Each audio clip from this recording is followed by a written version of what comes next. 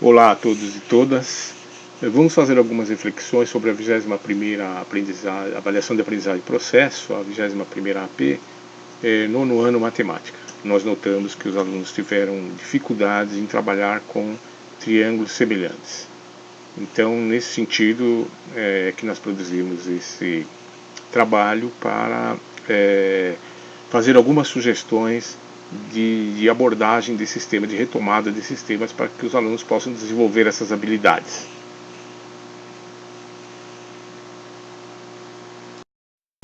Então nós sugerimos que a aula comece com uma conversa inicial, onde você vai verificar o que os alunos sabem sobre semelhança de figuras, né? Você pode perguntar o que são figuras semelhantes, o que é semelhança. Você conhece alguma situação, problema na qual usamos figuras semelhantes? Aí você está preparando os seus alunos para a problematização. Em geral, né, os alunos é fato conhecido que os alunos trazem algum conhecimento para a sala de aula, né?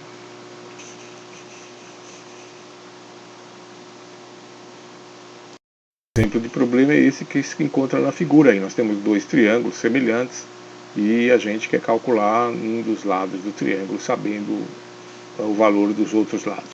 Outras sugestões de problemas, a gente pode encontrar que tem um problema bastante interessante, que dá para calcular, por exemplo, a distância da Terra à Lua usando uma moeda de R$1 e sabendo o diâmetro da Lua. Esse é um problema que chama muito a atenção dos alunos. É por triangulação. Calcular a altura de um edifício ou uma torre usando a sua sombra. Calcular a medida do lado de um terreno plano, conhecendo-se a medida de um dos lados e as medidas dos ângulos cujos vértices têm esse lado em comum. Calcular a medida de uma diagonal de um quadrado, dado o seu perímetro. Resolução de problemas de estática e de dinâmica em física, é onde também aparecem essa questão dos triângulos, né? Então, é preciso deixar claro para os alunos o que são figuras semelhantes. Então, na próxima lâmina, nós vamos ver alguns exemplos. Vejam os quadrados que aparecem aí. Os ângulos são iguais, né? E os lados são proporcionais. É isso que vai caracterizar uma figura semelhante, figuras planas semelhantes. Um caso muito particular é o caso do círculo, né? Os círculos são sempre semelhantes. Quaisquer dois círculos são sempre semelhantes. Tá? Então, é preciso dar oportunidade para que os alunos manipulem as figuras, né? Nós vamos ver aqui esse exemplo desses dois retângulos, em que novamente os lados são proporcionais e os ângulos correspondentes são iguais. E nesse sentido, então é interessante que os alunos usem o transferidor para fazer essas medidas, para manipular essas medidas e realmente concluir com relação à semelhança. Nós sugerimos também esse tratamento clássico aqui, onde você tem duas retas paralelas e as transversais, e que você faça uma análise com os alunos a respeito dos ângulos, né? Dos ângulos alternos internos, que são iguais, dos ângulos correspondentes, que são iguais, dos ângulos opostos pelo vértice, que são iguais. Novamente enfatizamos que seria interessante os alunos fazerem medidas, usando o transferidor, fazendo medidas, e para que eles ajude a que eles desenvolvam essas habilidades aí. As experiências têm mostrado para nós que trabalhar com papel quadriculado ajuda bastante os alunos a entenderem essas questões relativas a figuras semelhantes.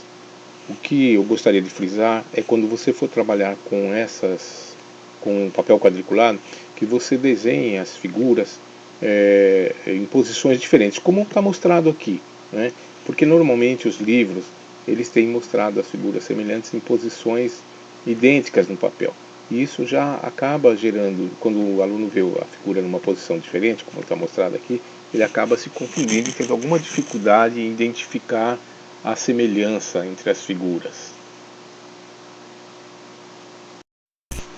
Então vamos ver um exemplo de aplicação. Veja aqui na figura, aqui nós temos dois triângulos que normalmente, na maioria dos exercícios, não vem nessa posição. Então talvez a dificuldade dos alunos seja exatamente de identificar, né, essa semelhança. Nós temos ali no ângulo B, ali no vértice B, dois ângulos opostos pelo vértice, e temos dois ângulos correspondentes iguais, portanto os triângulos são semelhantes. Uma vez identificada a semelhança do triângulo, é usar as relações de proporcionalidade, e aí nós conseguiríamos calcular o lado que foi solicitado. Agora vamos ver a questão número 2 da 21ª AP, nono ano Matemática. Trata-se de figuras semelhantes, são dois trapézios, né? E ele pede para verificar se esses trapézios são semelhantes. O que o aluno deveria notar aí é que a altura, né, relativa às bases dos dois trapézios, elas não são proporcionais, né? Essa foi a dificuldade que eles encontraram. Aqui nós temos as figuras ampliadas, então trapézio maior, trapézio preto e trapézio menor vermelho. Note o seguinte, a base menor do trapézio vermelho é 2 e a base menor do trapézio maior é 6. Portanto, o fator de proporcionalidade aí é 3. Da mesma forma, a base maior do trapézio menor é 4 e a base maior do trapézio maior é 12. Porém, as alturas não são proporcionais. A altura do trapézio menor é 3, a do trapézio maior deveria ser 9 e é 7. Então, esta foi a dificuldade dos nossos alunos, foi identificar a questão 7, que também teve um baixo índice de acerto. Então, os alunos teriam que identificar que os triângulos são semelhantes, era o primeiro problema, né? A gente vê ali no vértice C, nós temos ângulos opostos pelo vértice, portanto são iguais, e o ângulo alfa, que é igual nos dois triângulos, portanto eles são semelhantes. Uma vez identificado que eles são semelhantes, a gente vai perceber que o triângulo maior, as medidas lineares do triângulo maior são 2 vezes do triângulo menor. Portanto, quando a gente for calcular a área, que é a base vezes a altura dividido por 2, como cada medida é o dobro, isso então vai ser aumentado de um fator 4. O aluno tinha que ter achado o fator de proporcionalidade e se lembrar-se de como calcula a área do triângulo. Nós gostaríamos de enfatizar também que todas essas questões elas estão no caderno do aluno, volume 2, situações de aprendizagem de 1 a 3.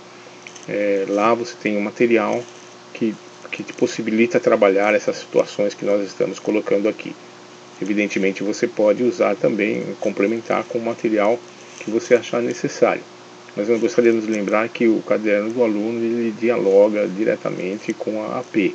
Portanto, é extremamente importante que ele seja utilizado. Para finalizar, eu gostaria de salientar a importância de fazer os alunos trabalharem em dupla ou em grupo, né? Sabemos que hoje em dia é muito complicado a aula só expositiva, então é preciso que o aluno participe da aula, talvez um caminho, né, para melhorar a aprendizagem. Muito obrigado.